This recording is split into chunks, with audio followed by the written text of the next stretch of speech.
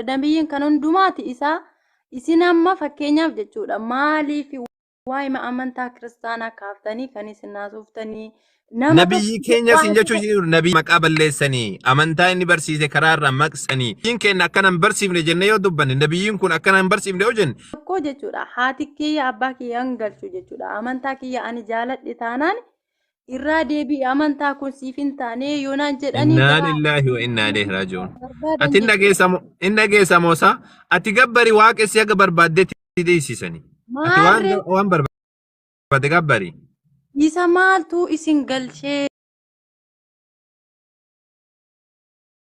unuuf amma fakkeenyaadhaaf warra kiristaanaa garuu galchu ati taa'e bakkuma jirtu sanii nagaan taa'e ati bakka jirtu sanitti nagaan jiraadhu rabbiin waan nyaata nyaatu rabbiin meeqa yeroo takka si eebbisa nyaata nyaatu waaqni sin yeroo takka waan nyaattu waaqayyo sin dhabsiisin waan nyaattu rabbiin sin dhabsiisin waan dhuydullee rabbiin sin dhabsiisin taane ammoo waan ufii jaalatullee rabbiin si haa kennu amiin jedhi waan ufii jaalatu guutuu waan isa waan kiyya jedhee waan jaalatu rabbiin si haa kennu amiin amiin beeqa amma narraa callisi wanta kanatti hin dubbatin yoo gaafii qabaatte gaafii gaafadhu amma waan biraa natti hin dubbatin assalaam dhiifama garuu ani amantaa kee irratti baay'ee naara baay'ee jechuudha inaarin gooba jiti inaarin akkasitti naarani yoo aaran arritu namatti baa jedhan meeroo takka yoo amma warra gaafii gaafatuuf kenname warri gaafii gaafatu yoo jiraate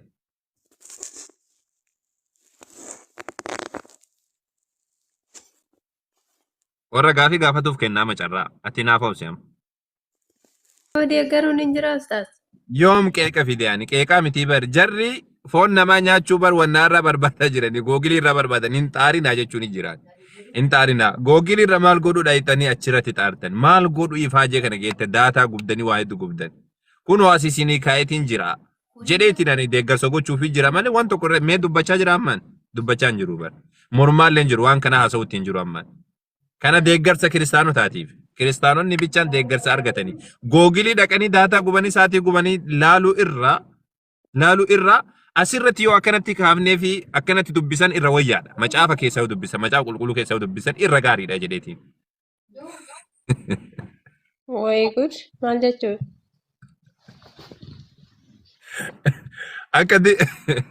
Akkati nama aarsu argite amma. Maal jechuudha garuu. لا والله وانا ورا وعرب سوبر ادبت تا جنان هنديدن يرو يدور الدبي في انديدن يرد الدبي في انديدن يرد الدبي في ادبت سوت جدا بكم سان هاسوا اسينيا تا ون اسين كيس جرتان كوني اسين بلي ساجدين يرو ميكتيمه يرو ميكتللم هنديدن سينيغري Eegasaan didanii ammoo amma siifi miti kakkan keetiifi miti amma kiristaanuma qabu osoo hin taane kiristaana arrabaa kan jedhu san beeytaasa kiristaana bara duraanii amma dhiise malee kiristaana bakka sadiitti qoonnee laallaa duraan sigalee kiristaana arrabaadha kan jennuun kiristaanota arrabaadha warra beekumsa malee deemu zim jedheetumaan hoo jedheetumaan guluuf akkasiidha santu jira kiristaanota akkasiitiif ammoo deeggarsa kaa'eefi isa kana. malee kiristaanota kaawwaan hin miti macaafa kanama waan inni jedhu waan kiristaanonni kun waan jedhan ni beekan illee laakiin warra hubannaan barbaanne gad dhaabbatee waa hubachuun barbaanne amantii tokko calliseetuma raasa'uu barbaadu warra akkasiitii fi karam inni deeme saniin irra deemuuf gaarii akkamitti irra deemtaaf yoo inni teftef jechuu barbaade teftef jettee atillee irra gad dhaabate akkam gootare karaan hin jiruuti. Isin amma madaa isaaniirra deema sammaduma isaanii tuttuquuf isuma finnee dhufnee jettanii garuu nu fayyada isin mata duree qabaatu. Nu fayyada? Mata duree isaa macaafa qulqulluu keessaa fidda waan ta'eef barreeyyan nama gubu. Maaliif nama guba waan nama gubuu miti bar kuni? Waan nama gubuu miti bar waan kana ibsi yoo naan jette fakkeenya siifaa ibsu bareechee siifaa ibsu mi.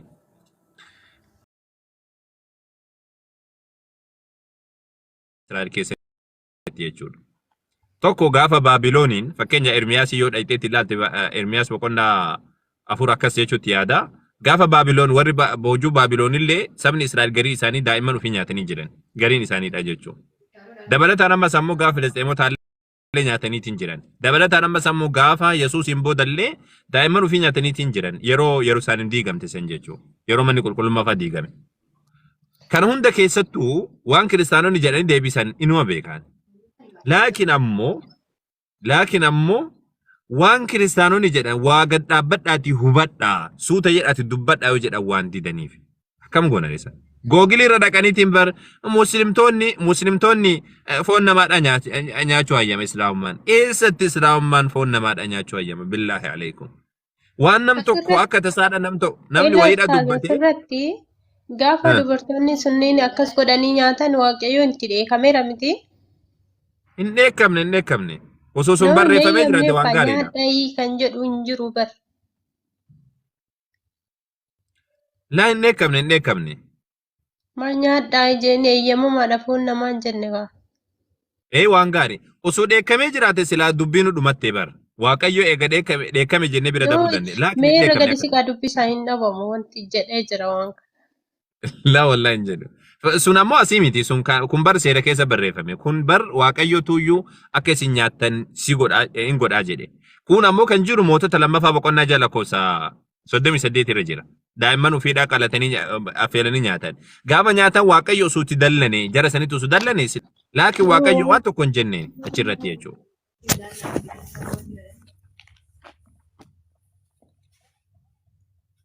Mootota lammaffaa boqonnaa jamanii. Eeyyamamaa miti akka dallane waaqayyoon hin dubbata hundi. La hin dubbatu mee dhaqiitii mootota lammaffaa dhaqiitii dubbisme ofii kan keeti.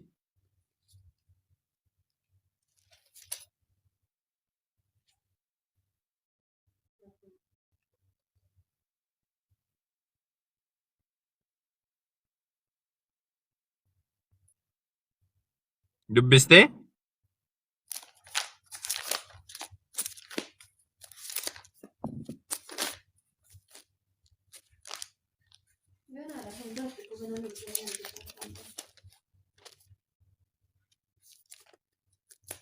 Miira keessaa ba'a ijoolleen kiristaanaa? Miira keessaa. Miira keessaa ba'a barbaachisaa. Jechuun hiika isaadhaan bareechee isin hima rakkoon qabuuti. Yeroo rakkoo jechuun akka nyaatanii ni jiran hin beeka garuu eeyyamamaadhaan jenne ka. Jechuun waaqayyo bar waan kanaaf qixaataaf rabbiin godhee beekta. Fakkeenyaaf gaafa rakkoodhaa yoo foon namaadhaa nyaatanii jiran sabni Israa'el. Akka nyaatan nan godhaa jedheen waaqayyolleen. Waaqayyo akka nyaatan nan godhaa wete jedhuuni wanni kun waaqayyo irratti dallanee jira gaafa sabni Israa'el daa'ima ofiidhaa nyaate intalli takka nyaatteetiin turte macaafa keessatti. Daa'ima affeelanii nyaatanii jiran. Wanni kun waaqayyo irratti dallanee jira gaafa nyaatame san. Osoo irratti dallanee jiraate jedhame beeka. Wamaallee miti. Laakiin irratti dallane jedhamee hin jiru. Akkuma waaqayyo jedhe kanatti daa'imman nyaatamanii jiran. Irratti dallane jedhamee hin barreeffamne. Eega irratti dallane hin jedhamne ammoo dubbiin gad dhaabbatan maalidhaa? Gaafa rakkinnaadhaa. Gaafa rakkinnaa foon namaadhaa nyaachuun dhowwamaadha wanni jedhu irraan dhufu. Ammoo waan kana keessatti ani wannan jedhu foon nama nyaachuu jechuudha yookaan ammoo namni wal nyaachuun yoo beelli hammaateetiin jedhe. Yoo beelli akka malee hammaateetiin jedhe haala ixxiraaraa keessatti jechuudha. Fakkeenyaaf akka quraana keessatti rabbiin subhaanahu wa ta'aalaa baktii jechuun waan ofiisaatiin du'eetiin jedhe. Waan ofiisaatiin du'e nam tokko yoo akka malee beelli hamaan itti bu'eetiin jedhe haga waan jireenya qofa isaaf kennu jechuudha. Daangaa dabruudhaan malee haga jireenya qofa isaaf kennu waan xiqqoosii haga jireenya isaaf deebisu agarsiisa yoo wanna jedhe rakkoon qabudha. Sigalee islaamummaa keessatti suni waan haga saniidha rabbiin subhaanahu wa ta'ala hayyameetiin jira. Daangaa dabruun malee. Yeroo rakkinni guddaan akka malee dachee irratti bu'eetiin jedhe. Beelli hamaan lafa irratti bu'eetiin jedhe. Garuu akka macaafaatti illee wanni kun dhoowwamaadhaa miti. Akka macaafaatti dhoowwamaadhaa miti inni kun. Akka macaafaatti dhoowwamaadhaa miti. Bakti attaa fakkeenyaaf amma nam tokko yoo beelli hamaan itti bu'eetiin jedhe furmaan isaa maaliin? Beetti keessatti gaafadhaan. Beelli hamaan akka malee itti bu'e furmaan isaa maaliin hime? Lakki foon nama nyaadhu. Lakki foon nama nyaachuudhaa miti. An foon nama nyaachuu hin jenne bara. Akka kiristiinaatti furmaan isaa maaliin? Lubbuu tana jiraachisuudhaaf furmaanni waaqayyo godhu maalidha? Waaqayyo waan godhu qaba kaa. Maal godha? Hundumtuu waaqayyoof salphaadha suni waaqayyoon hin gaafatamaa taas. Lakki san hin jenne bara akka seeraatitti jechuu kiyyaa bara.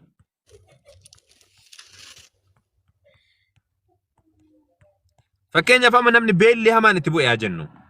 Beelli hamaan itti bu'ee haa jennu. Maal godha fakkeenyaaf beelli hamaan beela jechuu beektaa ati argitee hin beektu takka bara. Beela jechuun bara wallaahi dhakaa liqimsee nama godha. Ati argitee hin beektu an argeetiin jira. Argitee hin beektu ati.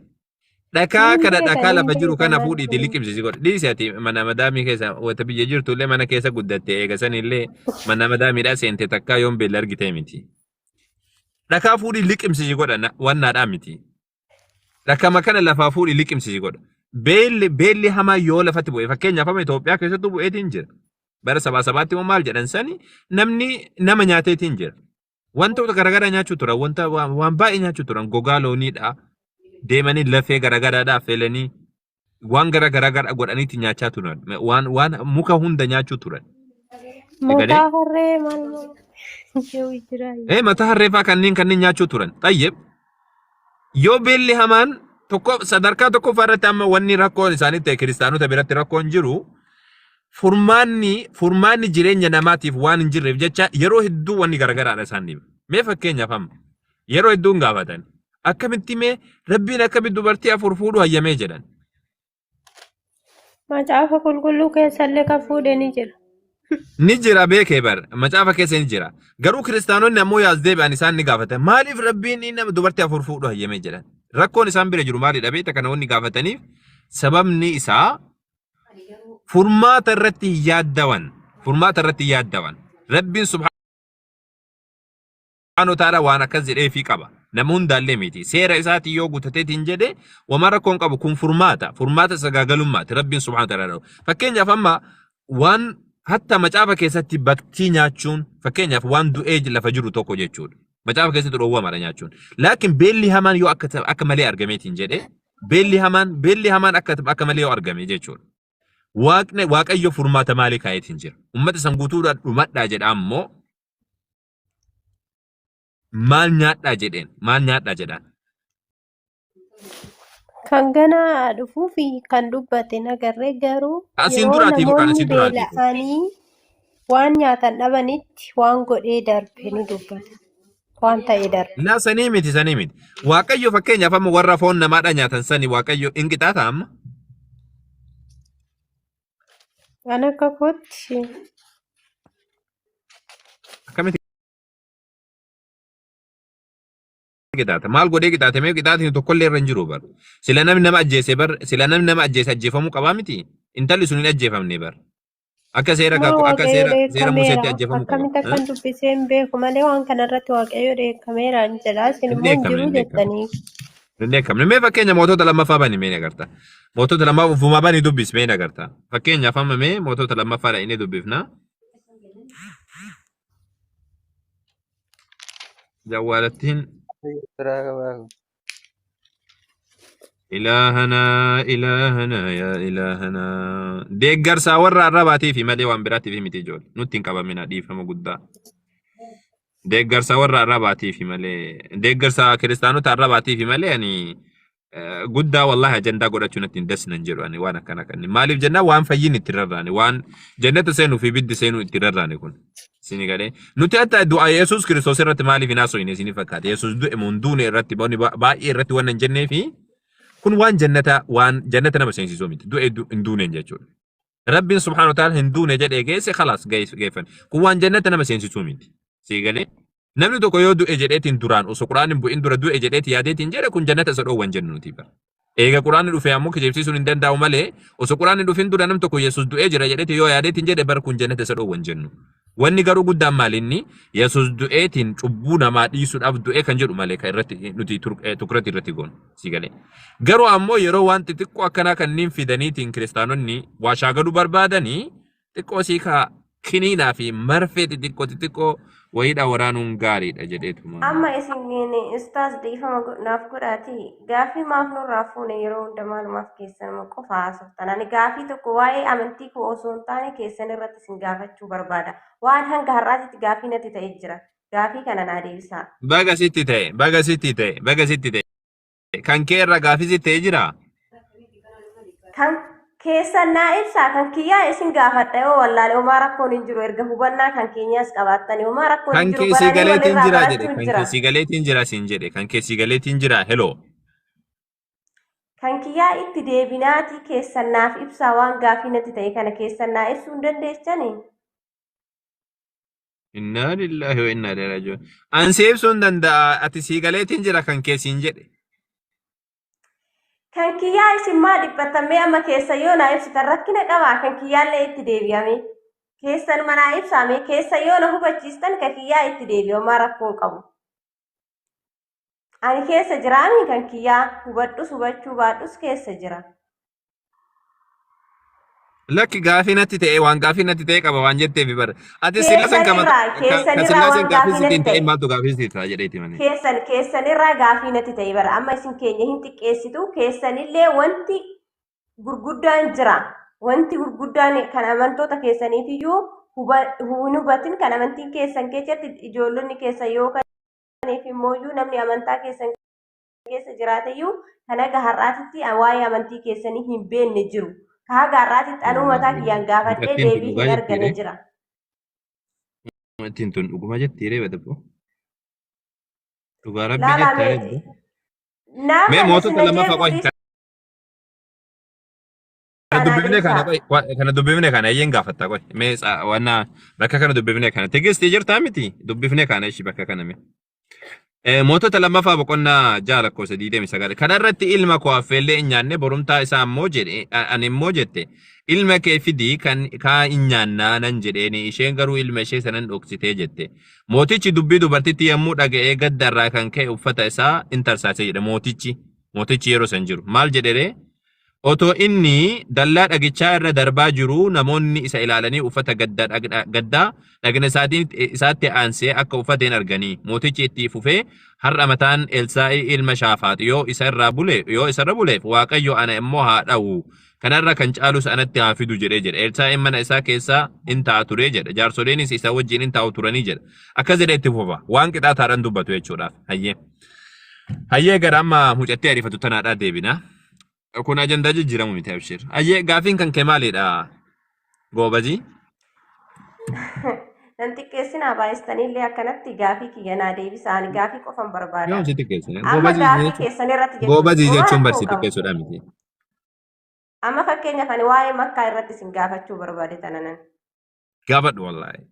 Biyya nabi rabbiiti alayhi salaatu wassalaam. Akkanatti yoo gaafii narraa fuutananillee baay'ee natti tola. Maaliif makkaan kuni kaabadha. Namni garuu dhaqee achitti biyya makkaan guddaa kaabaa dhaqee miti achitti waaqeffata. hin dubbate hin himin kaati himuu fi gaafatu waan garagaraati. Mee makkaan kun maal inni jedhi? Gaafiin beektu isaa? Eeyyeen dhaqanii jiran namni kuni bakka hundumaayyuu biyya kamirraayyuu hin dhaqan. Yeroo dhaqan kana namni hundumtuuyyuu yeroo 7 marsan sababni marsaniif maalidha inni? Sababa rabbiin ajajeef. Rabbi maaliif rabbi tokkicha ergatti amantanii gejjettanii jilbiiffattanii salaattu malee.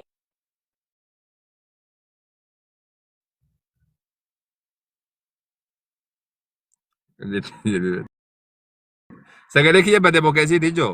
Sagaleen kiyya jira? Keessan hin jira. Kasi qabe kun sirra haa rukutuma bu'aa hafuura torban si sirra darbanne.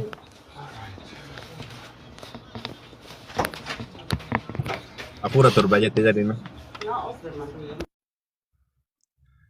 Sirra haa ifatamu. Akka jedhe. Sirra haa rukutamu kasi qabe kun. Baatee isaa? Kuttee wassalaam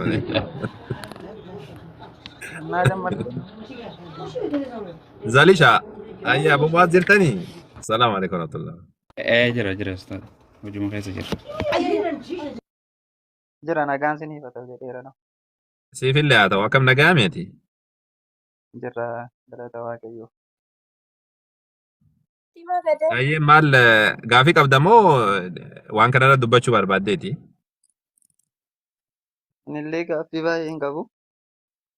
Gaafii yoo qabatte gaafadhu laakiin ammoo waan kanarraallee dubbachuu barbaadde kan ammoo akka jedhe san deeggarsa warra arrabaatiifi malee isiniifi miti kana. Isa kana kan amma asirratti maxxansee jiru kana deeggarsa warra arrabaatiif kiristaana arrabaa kan jedhu tokko jira kiristaana warra nama arrabsu warra sani deeggaruudhaaf jechuun isaan foon namaa kana nyaachuu kana macaafa googilii keessa seenanii waan barbaadanii fi lakki googilii keessa iyyuu hin naqinaa asirrattuu jira isiniif hinnee jenneeni akkas waan kana qarqaaruudhaaf malee waan biraatiif miti inni kun. Akkasitu hundayni lakkoofsa tokko qofa qabattanii miidiyaatti bahurraa majammararraa kaaftaniitu asii gadi dubbiftanii baay'ee bareeda deetaniinillee. Majammaraa eessarraa kaafne dubbifna isa. Eessarraa kaasee siyaa dubbisu.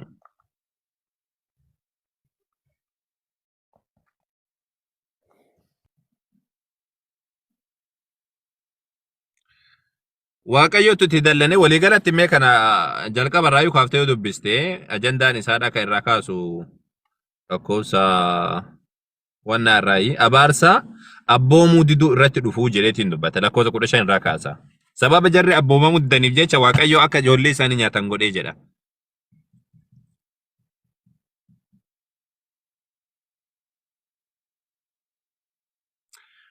Hayyee from the truth ka jedhu dubbadhu mee? Dheekkamsa Waaqayyooti bar kun dheekkamsa Waaqayyooti waan dhufu Waaqayyo dallaneetiin bar akka foon namaa nyaatan godhaadha. Baadiitti dallane. Waa isaanitti dallanee akka isaan daa'imman ofii nyaatan godhe akka isaan daa'imman isaanii nyaatan godheedha. Amma bakka kanatti wanni rakkoodha beektaati waan biraatii miti. Rakkiseeni akka isaan daa'imman nyaatan godhe. Amma bakka tana wanni an gaafadhe Waaqayyo weta akkana godhu kana rakkiseeni sababa rakkinaatiif jecha daa'imman ofii nyaatan. Waaqayyo itti dallanee jira yookaan ammoo wannaa qaba. Fakkeenyaaf amma intalli sun kaama dura si dubbise sun intalli suni daa'ima ofiidhaa qalatteetiin nyaatte. Daa'ima affeelanii nyaatan. Gaafa daa'ima affeelaniitiin nyaatan sani Waaqayyo hoo wannaa maal irratti buuse? Eenyu kana qixaata maal irra kaa'e? Fakkeenya namni nama ajjeese tokko hin ajjeefama sila. Laakiin ammoo intalli sun hin ajjeefamne waan tokko hin dubbanne. Mootichi deemee Elsaa'ii wajjin haasa'e Elsaa'ii lolamu maama jedhee malee waan tokko hin dubbanne. Sini galee? Mootichi illee dallane miti reessarratti. Mootichi barsanii miti Elsaa'itti dallane bar. Elsaa'itti dallane. Elsaa'iin mandaratti marfamtee turte mandaratti waa'ee marfamiinsaa dubbataadha. Erga sanii ammoo mootichi Elsaa'itti dallane Elsaa'iidhaani yoo ani mataan isaa irra buleetiin jedhan namaa miti jedhee dubbachaatiin ture jedha. Sun waa wannaati malee Waaqayyo qixaata irra hin keenne intalli sun waan takka illee hin godhamne. Osoo kan wanni kun hin hayyamamne taate lubbuu namaa ajjeesuutti kalakkaamu taate silaa intalli sun ajjeefamuudha qabdi yeroo sanitti. Daa'ima ufiidhaaf affeelanii nyaatanii erga sanii ammoo Waaqayyo akkamitti gaafachuudhaaf maaliif gaafachuudhaaf kanaafuu amma bakka kanatti Waaqayyo waan hin taane waan kana amma waan hin taane wayiidhaa eenyu kana waan kana wayita godhu kana Waaqayyo godhee ka'ee irratti qaba kan jedhudha ammaan rakkisee ka'ee erga isaan nyaatanii irratti qabamuu hin qabu cubbuu qabamuu hin qabanidha akka jechuu jiru isa kana fakkeenyaaf amma nam tokko dubartiin takka Silee saba Israa'el guutuu qabame waan kanaan. Sabni Israa'el iddoo isaan nyaatanii jira waan kana. Ilmaan ofii nyaatanii jiran nama nyaatanii jiran. Cinqaarraa kan ka'e beelarraa kan ka'e jechuudha. Achi as illee namni nama nyaata. Fakkeenyaaf amma Itoophiyaa keessattuu namni nama nyaatee jira. Cinqaarraa beelarraa kan ka'e jechuudha. Laakiin amma akka gaafachuu jiru ani Waaqayyo rakkisee ka'ee yeroo isaan nama nyaatanii jedhan daa'imman ofii nyaatan kanatti Waaqayyo akka cubbuutti itti herreegamoo hin herreegu kan jedhudha. Isa kana gaafiin kiyya. Nu iddoo wayii takka kanarratti akka Waaqayyootti dheekkame boodarra immoo dhiifamallee akka godheef argan jira. Jarra takka. Mee firuum daatiruuzii kana firuum daatiruuziin kun haa dubbatu mee carraa isaaf kennina inni turee jira qaata. Jalqaba foon namaa nyaachuun kuni saba Israa'el biratti abaarsadha. Jechuun wanta beekamaa wanta Rabbi biraa eeyyamame osoo hin ta'in abaarsadha. Kanaafi Yesuus Kiristoos gaafatti dubbate sana haaraatti Yesuus Kiristoos maayidheeni kan foon kun nyaannee dhiiga kun dhunnee natti hin qabaatu gaafadhu akkamitti namichi kuni foon namaa nyaadhaa dhiiga namaa dhugaa jedha nuun jedhaniitu asii achi gaafatan. Sana booddee irraa galagalanidha. Tuutii baay'een isa faana deemaa turan sun irraa galagalani. Maafi foon namaa nyaachuu fi siyaasadidha kan kumoofaa keessatti natti fakkaateen siyaasadidha. Siyaasa dunuu kun maaliin irratti ga'eeni abboomamuu diduudhaan abaarsa isaan irratti dhufedha. Abaarsa jechuun immoo wanta qulqulluu miti. Kun beekamaadha. Abaarsi qulqulluudha jechuun danda'ama. Fakkeenyaaf amma abaarsa jechuun sababaa waan tokko kan namarra ga'udha mitiire. Abaarsa ta'ee Waaqayyoon hayyamamaadha kan jedhamu hin jiru. Abaarsi abaarsadha. Kanaaf saba Israa'el biratti maalidha kuni abaarsadha. Kanaaf Yesuus Kiristoosiin mormani akkamitti namichi kun foon namaa nyaadhaa dhiiga namaa dhugaa nuun jedhaa jedhan. Asii achi deebinee gaafa laallu immoo seenaa siyaasa sadiidha. Siyaasa sadan sanaa tokko Baabilooniin marfamanii amma kana hunda maal gochaa ture? Waaqayyo dursee dubbateera. Maalii dursee dubbate? Yoo abboomamtanii kana taatu eebba kana sin eeggatedha. Yoo immoo abboomamne abaarsa kanaa gadi jirutu isin qaqqaba jedheetu dubbate. Kanaaf sabi kun abboomamuu diduudhaan itti kufan dhaqanii. Sana booddee adabaman. Foon namaa hoodhaa nyaadhaa jedhee kenneef osoo hin ta'e foon namaa nyaachise jechuun yeroo Baabiloonii fakkeenyaaf amma Baabilooniin marfaman sana maaltu ta'e nyaati magaalaa keessaa dhibe. Waan nyaatan dhaban. Sana booddee ilma ishee nyaachuutti deebite. Wanta ta'u tokko dubbate Waaqayyo. Itti deebi'e malee isin ansinii fayyameera kanaafi ati mucaa kee nyaadhu ati kana nyaadhu miti. Nan godha akka jarri ilma isaanii nyaatan nan godha jechuun tokko harka Baabiloon jala galanii sana booddee nyaati magaalaa keessaa dhabameera. Sana booddee akka jarri wal nyaatan taasise. Waan afaan nyaachuu turan gaafa Baabiloonii udaan lukkuu jechuun waan lukkuun buusu san hin beekami waan lukkuu irraa ba'u. Sanfa nyaachuu turan mataa harreefa nyaachuu turan. Ani wanni amma bakka sanatti wanni an jedhanii Waaqayyo akka cubbuutti itti herreegaa warra san warra nyaatanitti. Fakkeenya intalli sun murtii macaafaatiin silaa ajjeefamuu qabdiimi. Akkanami. Murtii macaafaatiin kan lubbuu baase lubbuun isaa kan baafamuu jedhame maali lubbuun namaadha namni baaseetiin jedhe ajjeefamuu qabaami. Kan lubbuu baase lubbuun isaa ba'u. Waan seera Musee keessatti bar osoo Yesuus hin dhufin hime kan Yesuus hidhadhiiseeti achi dura haasa'u jiraan. Intalli sun lubbuun isee baafamtee jirti hin baafamne bar wanni intala sanii qixaatiin intala san irra kaa'amee hin jiruuti. Okay intala sana duwwaa miti waan sana kan raawwate. Beekee bara akka macaafaatti kan dubbate fakkeenya namni Ermiyaas irrallee dubbatamee jira. Ermiyaas boqonnaa 4 jira 19 irra jira 6 irrallee akkas jira bakkee duuti bar yeroo takka lama miti bar sabni Israa'el kan ilmaan ufiidha nyaate. Waaqayyo itti dallanee jennaan beela guddaa itti buuseeti akka isaan ilmaan ufiidha nyaatan godheetiin jira. Garuu ammoo wayita rakkatan san jechuudha. Waaqayyo amma rakkina guddaa itti buusee akka ijoollee ufiidha nyaatan gaafa isaan godhu akka nama nyaatan gaafa godhu sanii cubbutti lakkaa'amaa isaanitti jedheetiin gaafadheeni. Cubbutti lakkaa'amaa kan jedhu seerri sun hin cabne kaa. Seerri lubbuu kan baasu lubbuu baasuun cubbuudha mitiire? Seerri sun hin cabu maal yoo ta'e iyyuu. Kanaafuu intalli sun ajjeefamuu qabdi silaa jechuudha. Osoo wanni kun osoo cubbutti itti lakkaa'ame intalli ajjeefamuu qabdi. Intalli hin ajjeefamne ammoo. Tole seera gosa lama jira kan macaafa kakuu keessa macaafa kakuu moofaa keessa. Waliigala seera 613 jira ittiin bulmaata. Dursa kan jiran seera abboommii kurnan warra jedhaman sanantu jiru. Sana dura 613 jechuudha guutummaa sana keessa. 613 suni kurnan malee jechuudha. Kurnan faana 613 dha. Kana jechuun 603tu jiru. Seerri ittiin bulmaata jaraaf laatame sun. Seerri ittiin bulmaata laatame fakkeenyaaf amma ejjuun cubbuudha miti. Ejjuun cubbuudha jedhameera. Dubartiin ejjite immoo maal taatu jedhe sana booddee dhagaadhaan rukutamtee ajjeefamtuu jedhe. Kana jechuun dhagaadhaan rukutamtee ajjeefamte miti. Cubbuun gaafatamtu samii irratti hin gaafatamtu inuma gaafatamti. Sababa ejjaa garuu maaf dhagaadhaan rukutamtee ajjeefamtu jedhee Waaqayyo hin ciiga. Saba koo tamma jedheetti wanti cubbuu ta'e wanti isa ciigaasu wanta ulfina isaa tuqu saba sana keessa kan hin jiraanne barbaada. Warrumti limxii ta'anii dhibee lamxiidhaan rukutaman illee saba sana keessaa ba'u turan. Ba'anii qobaatti hintinii ta'u turan. Kanaaf maanni yeroo sana immoo sabi sun guutummaan guutuutti beela kanatti kufee jira. Abaarsatti irra ga'ee jira. Hin gaafatamanii miti. Dursee kaa'eera boommi isaa. Kan lubbuu baasu cubbuudha. Lammaffaa immoo namni lubbuu baasu tokko saba isaa keessa jiraachuu hin qabu. Waaqa irrattis hin gaafatama, lafa irrattis hin adabama.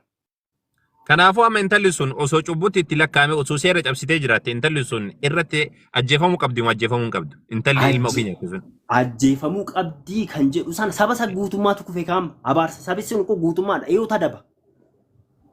Hin jiranii bara hin jiranii maali waan naanfaatti nabiyyoonni hin jiranii gaafsan nabiyyoonni hin jiranii bara gaafa Baabiloon fakkeenyaaf amma gaafa Baabiloon Elsaayin faatti jiranii Ezraan jiranii Nahmiyaan jira ammas ammoo warra Ermiyaas faatti dhaqabanii jiran jechuun yeroo Baabiloon sanii fakkeenyaaf Ezraan faatti gaggeessitoota keessa turan akkasumallee Ezraa fudhattee Nahmiyaa fudhattee kunni hundi isaanii jiran nabiyyoota baay'ee jiran zamana san keessa yeroo Baabiloon san jechuun zamana Baabiloon keessa nabiyyoonni wanna maca seera gadi dhaabanii dhabamaniiti miti garuu ammoo intala tanarra ummata sanirra seera dhaabanii jirani fakkeenyaaf amma hatta Yesuus asillee argameetiin jira wanni kun Yesuus asillee argameetiin jira Yahudota keessatti jechuun seera irratti dhaabanii jiran seera Museedha seeratti dhaaban hin dhaabne sababni isaa maaliin sababni isaa maaliin wanni kuni rakkina irraa waan dhufee fi seerri rakkinaa wal qabatu macaafa keessa hin jiru jala mureesitti masiitan seerri rakkina wajjin dhufee rakkina wal qabatu jechuudha fakkeenyaaf amma ati yoo beeloyteetiin jette waan akkana nyaadhu waan akkasii nyaadhu wanta akka dubbatamee hin jiru macaafa keessatti akka quraana keessatti dubbatamee jechuudha amma quraana keessatti osoo dhaayitee quraana keessatti faman xurra fi makhmasatiin jedha beela hamtuudhaaf jecha namni cinqameetiin jedhe falaa ithma calee diliin isarra hin jiru jedha si gadee diliin maaliidha dilii wantoota hedduu dubbate rabbiin subhaanahu ta'ala suura 5 irratti hurrimat alaykum almayta baktii waan ufiin du'e jechuudha waan ufiin du'e tokko namni beelli hamaan akka malee itti jiru keessatti waan inni nyaatu rabbiin subhaanahu ta'ala waan hayyameef jira waan yeroo akkanaan rakkinna hin qabne yeroo nyaatu addaan saniin alatti jechuudha garuu ammoo macaafa keessatti seerri nama rakkate nama beeleetiin wajji wal qabateetiin bahe hin jiru rakkinni isaa isa kana sabab saniif jecha wanna jedhan amma bakka kanan kan gaafadhani seerri kanaan bahe maaltu jiraate jennaan bakka kanatti kiristaanonni kana nyaachuun inta kana nyaachuun namni nyaatamee jira fakkeenyaaf seerri kun cubbuudha kan jedhu bakka amma rakkinaa kanatti cubbuudha nama nyaachuun kan jedhu jira dhugaadha rakkinne fiduurra waaqayyo abaarsaa fide laakiin ammoo nama nyaachuun foon nama nyaachuun cubbuudha kan jedhu jira seerri hin jiru.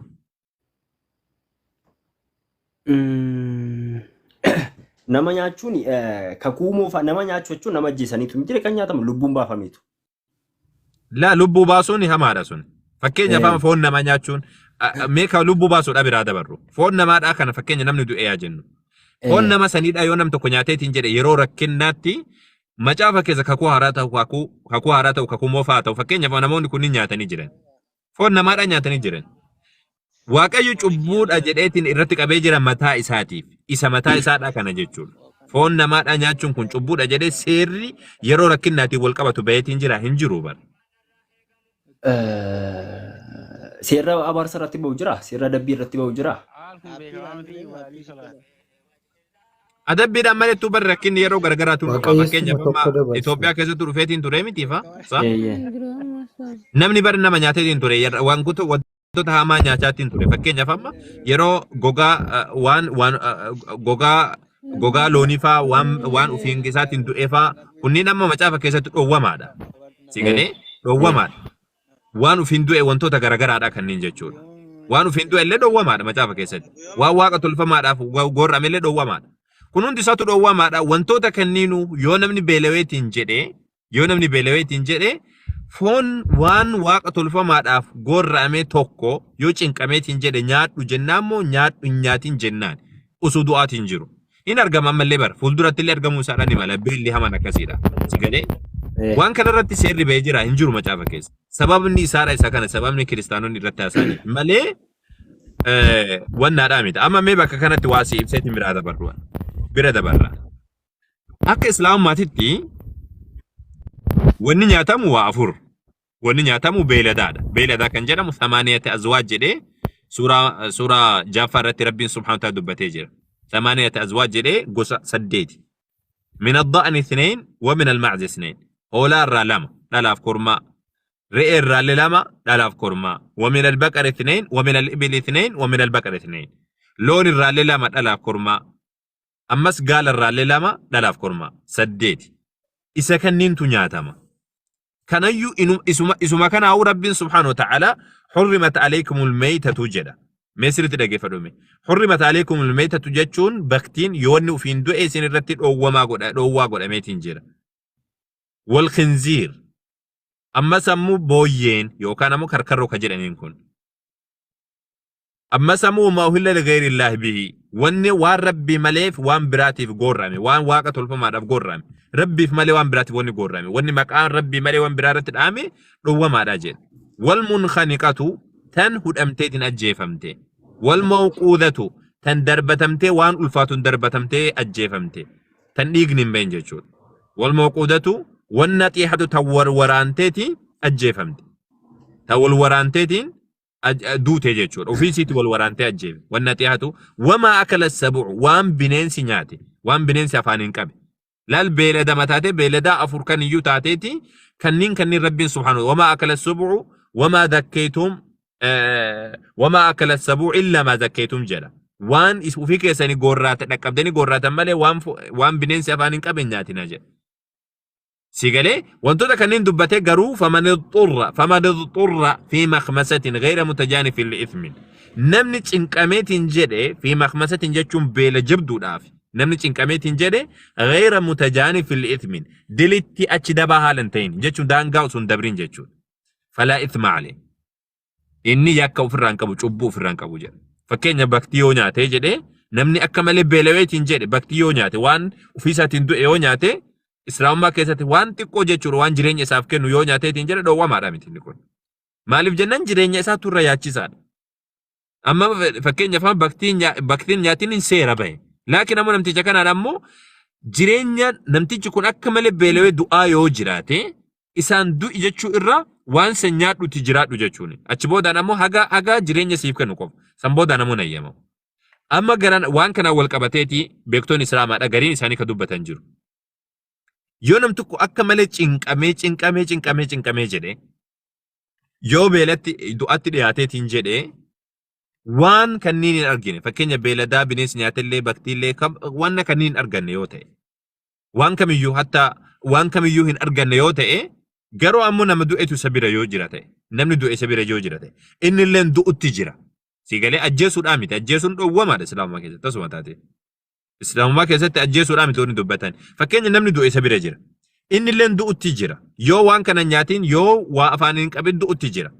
Namticha kanaaf ni hayyamnaaf moo hin hayyamnuudha. Haasawni jidduu beektota Islaamaadhaa jiru. Siigalee wannan siin jechaa jiru. Namticha kanaaf rabbiin irratti qaba jenna moo rabbi irratti hin qabu jenna. Yoo inni nama kana nyaatee haa jiraatu jenna moo nama kana hin nyaatinii jennaan ka jedhu. Irra baay'een beektota Islaamaadhaa lakkiin ta'u abadan jedhanii jiran. Kun ammoo waan Quraana keessatti dubbatame miti waan hadiisa keessa illee jiru miti beekan. Irra baay'een beektota Islaamaadha al-Imaam Ahmad ibn Hanbal, al-Imaam Abu Hanifa, Maalik illee rahimahullahu ta'ala ulamaan gurguddaan kunniin hin ta'u jedhaniidhaan. Garuu gariin isaanii maal jedhanii lakki namtichi kun eega du'aa jiraate kun silaa du'eetiin jira waan xiqqoo ishee foon namticha kaan irraa nyaateetiin yoo jiraate wayyaa fi jedhan. Maaliif jennaan namni lama du'uurra tokkochi eega du'eetiin jiraate kun ammoo foon namticha saniidha xiqqoo ishee irraa nyaatee eega sanii lama jiraachuutu irra wayyaadha jechuu jennaa jedhan. Akkas jedhanii warra dubbatantu jira. Sunummaanuu haasawa qaba. Sanirrattuu deebisanii jiran hin ta'u abadan jedhanii didaniitiin jiran. Namtichi lammaffaadha kun du'uma qaba malee nama san nyaachuun qabu kan jedhan jechuudha. Akkaataa kuni akkaataa hubannaa beektota Islaamaa jidduu jiru malee kuni waan Quraanii fi hadiisni illee irratti dubbatu miti. Garuu ammoo amma kiristaanota bira dhufee waan kana gaafadheef waan tokkoof sun maalidha? Kakaasanii dubbachuu eegalan. Islaamummaan googilii keessa dhaqanii Islaamummaa keessatti foon nama nyaatan laa akkasii miti. Islaamummaa keessa foon nama nyaatamu nama hamachuun hin ta'uti. Wanni jiru maalidha?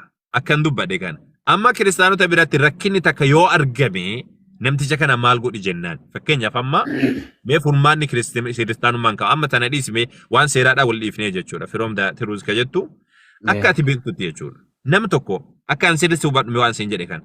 Nam tokko fakkeenyaaf beelawee jira. Akka malee beelaweetiin jira. Waan ofiisaatiin du'e nyaachuun ammoo macaafa keessatti dhoowwamaadha. Waan ofiisaatiin du'e. Nyaadhu jiraadhu jennaan moo du'i jennaan.